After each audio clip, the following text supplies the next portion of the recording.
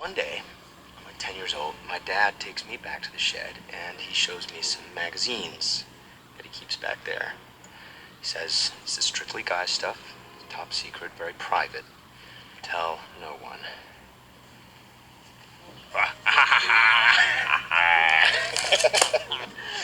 So from then on, it's like, I don't know, it's like me and my dad and science fiction. These were like the first books that I fell in love with, and I never got over it. Arthur C. Clarke was a visionary writer. Theodore Sturgeon, amazing. Philip K. Dick. This was my top secret all-guy world. Andrew Norton. Very manly. Except, as it turns out, Andrew Norton, a.k.a. Andre Norton, a.k.a. Alice Mary Norton. No way. James Tiptree Jr. Heard of him? Yeah. Real name Alice Sheldon. Pat Murphy. Patrice Ann Murphy. You were still surrounded. Biografías Express. Hoy, James Tiptree Jr. Alice Bradley Sheldon, conocida como Raccoona Sheldon o James Tiptree Jr., fue una escritora estadounidense que se especializó en el género de ciencia ficción. Nació en Chicago, Estados Unidos, el 24 de agosto de 1915. Hija de un abogado y de una prolífica escritora de libros de viaje, su infancia estuvo marcada por travesías a India y África. Estas aventuras serían material importante para los libros de su madre, en los que ella además ayudaba con sus ilustraciones. En las décadas siguientes se dedicaría a la pintura y tendría incluso un breve trabajo como crítica de arte en el periódico Chicago Sun.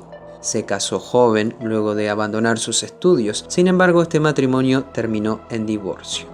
En 1942 se unió al ejército de los Estados Unidos y después trabajó para la CIA.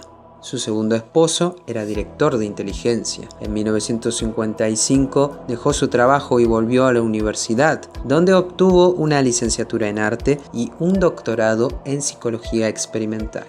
Ya había publicado historias en lugares como The New Yorker desde 1946, pero fue en 1967 que inició su carrera escribiendo ciencia ficción bajo seudónimo. Eligió un nombre genérico como James y luego sacó el apellido Tiptree de un frasco de mermelada. En una entrevista, Sheldon dijo: "Un nombre masculino me parecía una buena manera de camuflarme. Sentía que un hombre pasaría más desapercibido. Ya había tenido demasiadas experiencias en mi vida siendo la primera mujer en una ocupación determinada". Tiptree escribió en su mayoría relatos cortos y novelas. Con un estilo ecléctico y creativo, tomó elementos de la ciencia ficción más dura como de la social, añadiendo elementos de experimentación usuales en la New Wave.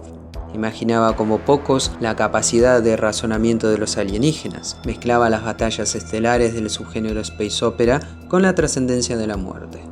Historias con temas existencialistas con un tono oscuro y pesimista, a veces desesperado, era un reflejo de su propia vida, ya que tuvo problemas emocionales y varios intentos de suicidio. A partir de 1961, Alice sintió la necesidad de escribir con una voz femenina, para decir cosas que no era capaz de expresar como hombre. Así que inventó otro seudónimo, Raccoona Sheldon, con el cual publicaría algunos relatos feministas. Por El eslabón vulnerable ganaría el premio Nebula en 1976. Tiptree nunca hizo una aparición pública, pero mantuvo comunicación con algunos lectores y otros autores de ciencia ficción como Ursula K. Le Guin. Finalmente, a sus 61 años, se presentó como la escritora tras James Tiptree. Seguiría publicando bajo ese seudónimo hasta su muerte. Su esposo fue perdiendo la visión y quedó postrado en cama, y Alice comentó con cercanos que ambos no querían seguir viviendo si no podían ser autosuficientes. La pareja fue encontrada muerta en 1987. Habían hecho un pacto suicida en el cual ambos se quitarían la vida para no seguir viviendo como ancianos.